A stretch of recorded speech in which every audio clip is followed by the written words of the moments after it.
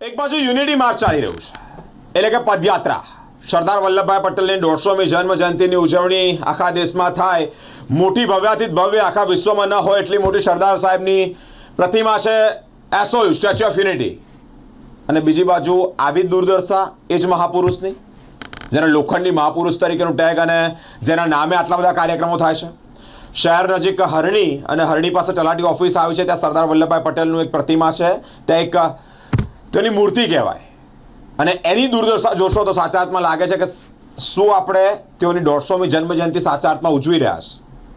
અત્યારે પદયાત્રા ચાલી રહી છે કરમસદથી કેવડિયા સુધીની. અલગ અલગ મહાનુભાવો જોડાય છે, મંત્રીઓ તંત્રીઓ જોડાય છે, દિગ્ગજ નેતાઓ જોડાઈ રહ્યા છે. પરંતુ સરદાર વલ્લભભાઈ પટેલની આટલી મોટી સ્મારકની જ્યારે આટલી મોટી જાળવણી થતી હોય તો પછી આ અહીંયા જે પ્રતિમા છે તેની જાળવણી કેમ નથી થતી? હરણી શહેર નજીક હરણી અને ત્યાં તલાટી ઓફિસ આવી છે, ત્યાં સરદાર વલ્લભભાઈ પટેલની નાની પ્રતિમા છે.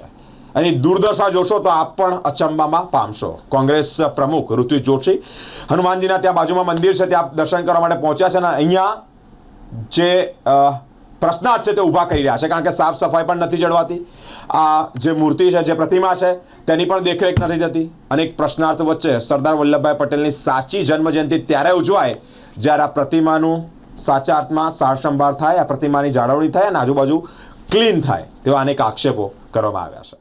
ભીડભંજન મંદિર આજે શનિવાર છે એટલે હનુમાનજીના દર્શન કરવા આવ્યા હતા અને અહીંયા નજર પડી કે સરદાર વલ્લભભાઈ પટેલ સાહેબની મૂર્તિ છે, જનસેવા કેન્દ્ર તલાટીની ઓફિસ છે અને કોર્પોરેશનના પ્રિમાઇસીસમાં આવે છે. આજુબાજુ તો કચરાના ઢગલા છે, પણ મૂર્તિની હાલત એવી દયનીય છે કે આ મૂર્તિની હાલત જોઈને પછી અમે પુરારે કર્યા. પણ મારે વડોદરા શહેરમાં ગઈકાલ સાંજથી જે ભાજપના રાષ્ટ્રીય પ્રમુખ, ભાજપના મંત્રીઓ, ભાજપના સંત્રીઓ, ભાજપના તંત્રીઓ એ બધા ગઈકાલ સાંજથી જે વડોદરામાં ઢામા નાખ્યા છે કે ભાઈ સરદાર વલ્લભભાઈ પટેલ સાહેબની 150મી જન્મજયંતિની ઉજવણીના ભાગરૂપે એ લોકો અહીંયા બધા આવ્યા છે અને વડોદરામાં અત્યારે મોટો શો ચાલી રહ્યો છે અને લાખો રૂપિયાનો ખર્ચો કરીને કરી રહ્યા છે. પણ ખરેખર ભાજપના નેતાઓને સરદાર વલ્લભભાઈ પટેલ માટે માન સન્માન હોય તો વડોદરા શહેરમાં જેટલી પણ સરદાર વલ્લભભાઈ પટેલની પ્રતિમા છે, આ હરણી તળાવની સામે તલાટી ઓફિસ છે, સરકારી કચેરીમાં ઓફિસ, આ પ્રતિમા તમે જોઈ લો કે કેવી દયનીય હાલત છે. કલરે ઉખડી ગયો છે અને મૂર્તિ આખી એ થઈ ગઈ છે. પણ આ ભાજપના નેતાઓને માત્ર શો કરવો છે. સરદાર વલ્લભભાઈ પટેલ સાહેબ સાથે આ લોકોને દૂર દૂર સુધી કોઈ લેવા દેવા નથી. કારણ કે આ સરદાર વલ્લભભાઈ પટેલ જ્યારે દેશના ગૃહમંત્રી હતા, નાયબ વડાપ્રધાન, ત્યારે મહાત્મા ગાંધીની જે હત્યા થઈ અને એનું જે ષડયંત્ર થયું એના માટે ભાજપની જે માતૃ સંસ્થા છે RSS, એની પર સરદાર વલ્લભભાઈ પટેલે બેન મૂક્યો હતો કે ભાઈ તમે આ હત્યામાં સંડોવણી છે અને સરદાર વલ્લભભાઈ પટેલે બેન મૂક્યો. તો આ લોકોને તો ભાજપને કોઈ લેવા દેવા જ નથી.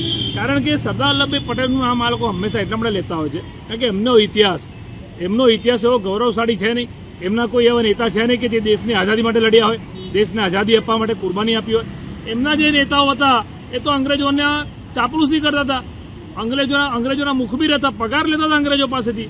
ચાને એટલું જ નહીં, માફી માંગેલી છે અંગ્રેજોની જેલમાંથી છૂટવા માટે. આ ભાજપનો ઇતિહાસ છે. તો કયા મોડે ભાજપના નેતાઓ સરદાર વલ્લભભાઈ પટેલની જન્મજયંતિ તમે ઉજવણી કરી રહ્યા છો? ચલો કરી રહ્યા છો, તો પણ આ એરપોર્ટથી 500 મીટર દૂર છે આ પ્રતિમા.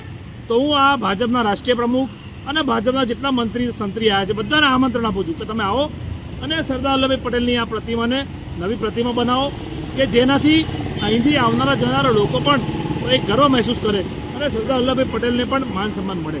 ખરેખર ભાજપ જે અત્યારે કરી રહ્યું છે ને, અત્યારે જો સરદાર વલ્લભભાઈ પટેલ સાહેબ જીવતા હોત ને તો અત્યારે એમની અંતરાત્મા પર રડતી હોત કે આ ભાજપના નેતાઓને કોઈ લેવા દેવા નથી સરદાર પટેલના જોડે, એમના વિચારો જોડે, અને એ લોકો આજે આખો શો લઈને નીકળ્યા છે.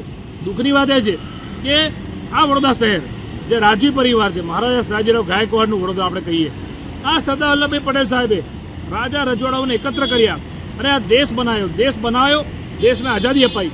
ત્યારે એમાંનું એક રજવાડું એ વડોદરા પણ છે. ત્યારે એવા વડોદરામાં જે હેરિટેજ બિલ્ડિંગો છે, માંડવી, ન્યાય મંદિર, લહેરપર દરવાજા, 4 દરવાજા, એ હેરિટેજની હાલત તમે જુઓ કેટલી જર્જરિત છે. આ વડોદરાના સાંસદ, બોલકના સાંસદ 230 દિવસ પહેલાં માંડવી નીચે આવીને વિઠ્ઠલ મંદિરના મહારાજ હરિઓમ વ્યાસ મહારાજને વચન આપીને ગયા હતા કે અમે હેરિટેજ આ બિલ્ડિંગ બનાવીશું. પણ હેરિટેજનો વારસો સાચી શકતા નથી. જે ઐતિહાસિક બિલ્ડિંગો છે એની જાળવણી થતી નથી. ઉપરથી એટલી ખરાબ હાલત છે કે ગમે ત્યારે પડી જાય.